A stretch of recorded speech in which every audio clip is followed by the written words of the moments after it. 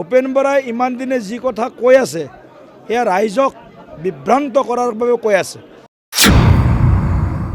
ভূপেন বৰা মানে ভয়ংকৰ মিছলীয়া BPFৰ লগত বিজেপি লিভিং টুগেডাৰত আছে। এতিয়া কথাটো হ'ল কি, আমি ভাৰতীয় জনতা পাৰ্টি আৰু UPPL BTCত আমি একেলগে চৰকাৰ চলাই আছোঁ আৰু দিছপুৰত আমি একেলগে চৰকাৰ চলাই আছোঁ আৰু কেন্দ্ৰতো দিল্লীতো UPPL দলৰ ৰাজ্যসভাৰ সাংসদ আমাৰ চৰকাৰৰ লগত আছে। গতিকে আমিতো UPPL আৰু BJP একেলগে আছোঁ। ভূপেন বৰাই যিটো কথা কয় ইয়াৰ কোনো ভিত্তি নাই। ভূপেন বৰাই যি কথা ইমান দিনে কৈ আছে তাৰ কোনো যুক্তি নাই। ভূপেন বৰাই ইমান দিনে যি কথা কৈ আছে এয়া ৰাইজক বিভ্ৰান্ত কৰাৰ বাবে কৈ আছে। গতিকে ভূপেন বৰাৰ কথাত বিশ্বাস হেৰাই পেলাইছে মানুহে।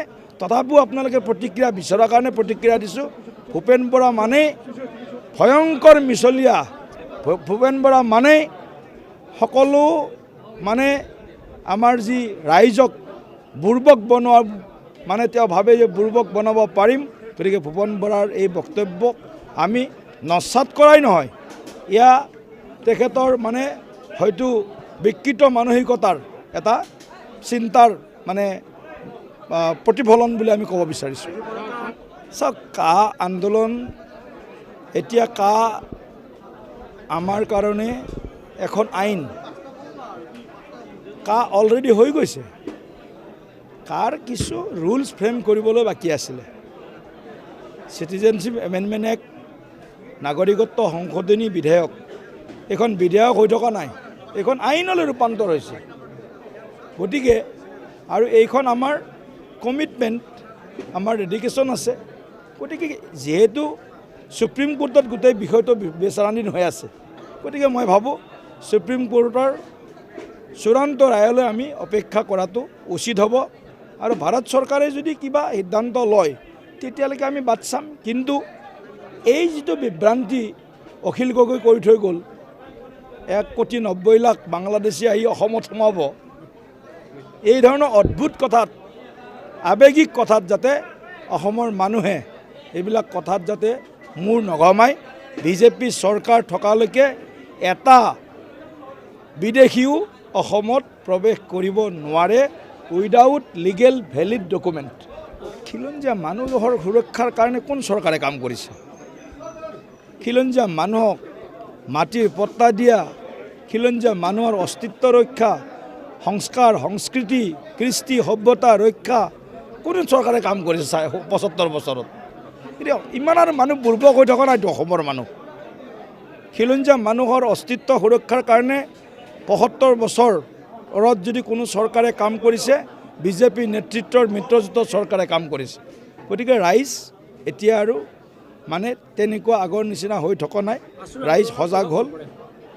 আছোঁ বুলি মই ক'ব খোজা নাই। মই কৈছোঁ কি, যিটো ডেভেলপমেণ্ট পলিটিক্স ৰাইজে বিচাৰিছে, উন্নয়নৰ ৰাজনীতি বিচাৰিছে, ৰাইজ উন্নয়নৰ ৰাজনীতি থাকিব।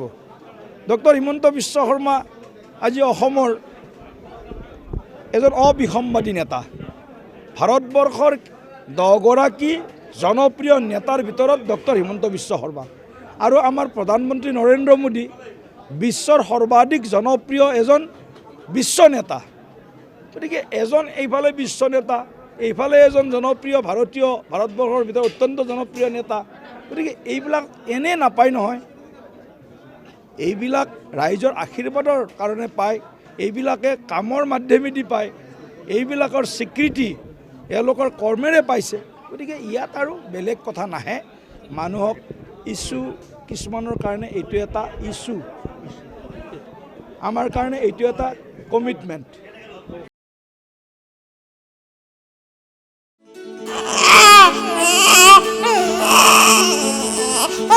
অভিনন্দন, আপোনাৰ এজনী ছোৱালী জন্ম হৈছে।